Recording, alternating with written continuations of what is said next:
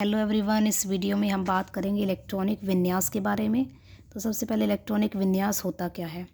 हमने बात की थी कि परमाणु की संरचना में उसके नाभिक होता है, उसके सेंटर में केंद्र पर, जिसमें प्रोटॉन व न्यूट्रॉन पाए जाते हैं, और बाहर जो होते हैं उनमें कोश होते हैं। कोशों को KLMN द्वारा प्रदर्शित किया जाता है।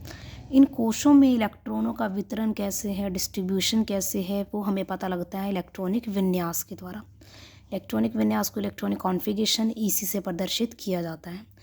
हमने बात की थी कोशों में हमारे पास अधिकतम इलेक्ट्रॉन होते हैं, वो 2, 8, 18, 32 होते हैं, जिसको आप 2n² फॉर्मूला से याद कर सकते हो। लास्ट वीडियो में मैंने आपको ये बताया भी था। इसका मीनिंग है कि K कोश में अधिकतम 2 इलेक्ट्रॉन आ सकते हैं, L के अंदर अधिकतम 8 आ सकते हैं। K में जैसे ही 2 से ऊपर होंगे इलेक्ट्रॉन, उनको L में शिफ्ट होना पड़ेगा। 2 से कम भी हो सकते हैं K में इलेक्ट्रॉन, और खाली भी हो सकता है ये। सेम आपके पास L के अंदर 8 से कम हो सकते हैं इलेक्ट्रॉन, लेकिन 8 से जैसे ही ज़्यादा होंगे उनको M के अंदर शिफ्ट करना पड़ेगा। ये केस इलेक्ट्रॉनों के भरने का उसी तरीके से है जैसे हमारे घर में कमरे होते हैं, उनके आकार के हिसाब से, साइज़ के हिसाब से उनके अंदर लोग आ सकते हैं।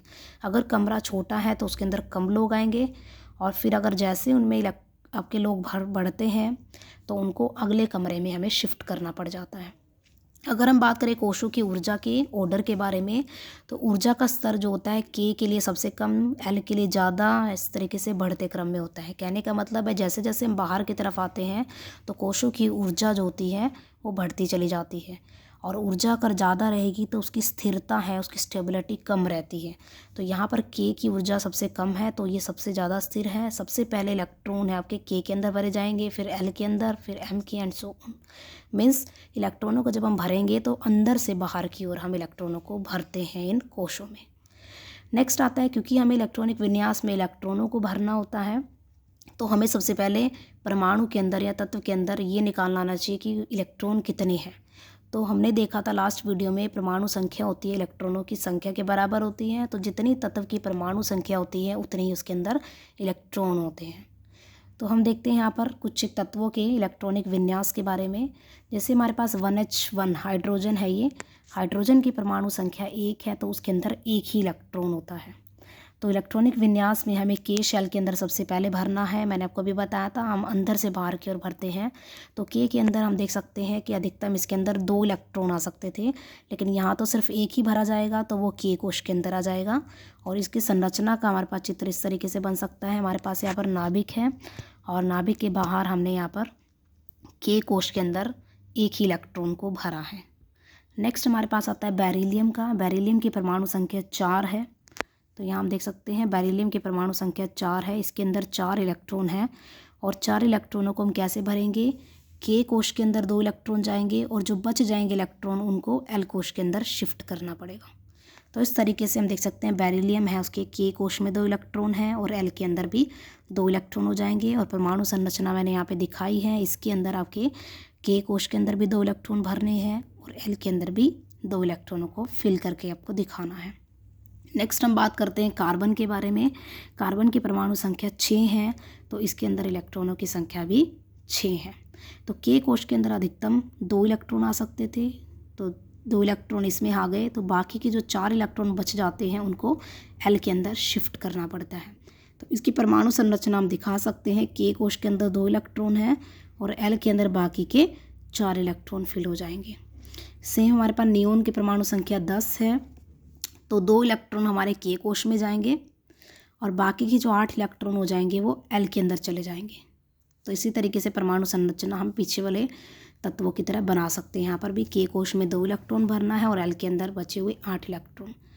मैग्नीशियम की बात करें तो 12 परमाणु संख्या है, 12 ही इलेक्ट्रॉन है, तो K कोश के अंदर 2 इलेक्ट्रॉन, बाकी 8 इलेक्ट्रॉन है L में आ जाएंगे।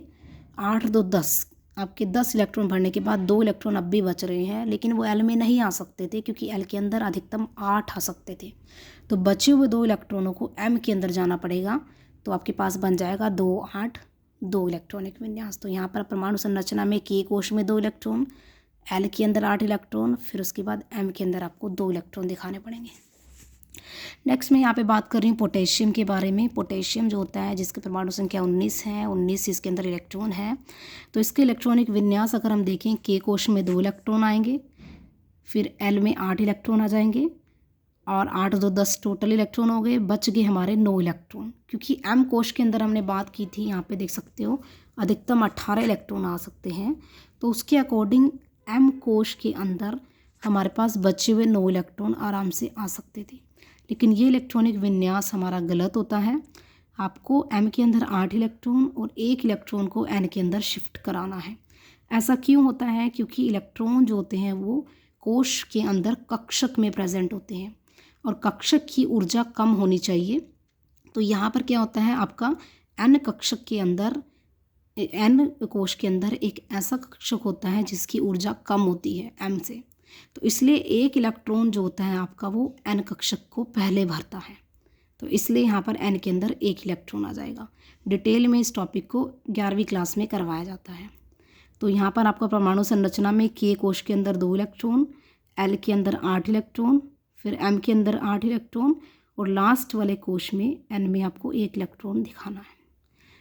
इसी तरीके से कैल्शियम का केस भी ऐसे ही रहेगा। कैल्शियम के अंदर भी 2 8 10 ना होकर इलेक्ट्रॉनिक विन्यास जो होगा आपका 2 8 8 2 हो जाएगा। इसमें भी सेम रीज़न है कि एन कोश के अंदर एक ऐसा कक्षक है जिसकी ऊर्जा कम होती है, इसलिए 2 इलेक्ट्रॉन पहले आपके एन के अंदर भरे जाएंगे। तो इसलिए इलेक्ट्रॉनिक विन्यास आपका 2 8 10 ना रहकर 2 8 8 2 हो जाएगा। तो पोटेशियम का और कैल्शियम का इलेक्ट्रॉनिक विन्यास बहुत इंपॉर्टेंट है, इनको आपको अच्छे से याद रखना है। तो आज के लिए इतना ही। नेक्स्ट टॉपिक हम डिस्कस करेंगे हमारे नेक्स्ट वीडियो में। वीडियो आपको पसंद आया हो तो इसको लाइक कीजिए और चैनल को सब्सक्राइब करना ना भूलें। Thank you very much.